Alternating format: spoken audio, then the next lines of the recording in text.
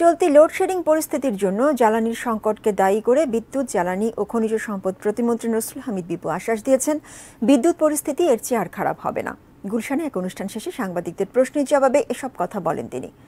আন্তর্জাতিক মুদ্রা তহবিল IMF সরকারি ভর্তুকি কমিয়েও গ্যাস, বিদ্যুৎ ও সারের দাম বাড়ানোর পরামর্শ দিয়েছে। এ প্রসঙ্গে প্রতিমন্ত্রী বলেন, দাম বাড়ানো উদ্দেশ্য নয়, উদ্দেশ্য হলো ভর্তুকি কমিয়ে আনা।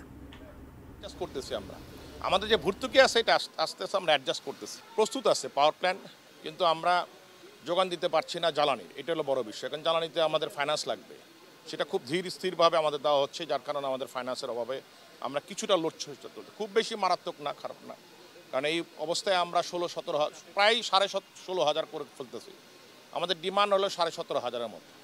সো কোনো কোনো জায়গায় আমরা রেশনিং করছি, রাতের বেলায় আমরা বাড়িয়ে দিচ্ছি। আমাদের মেইন উদ্দেশ্য হলো কৃষি খাতে যেন সেচটা চালু থাকে, এই কারণে ওইখানে আমরা পুরোপুরি পাওয়ার দেওয়ার জন্য সচেষ্ট, এটা হলো বড় বিষয়।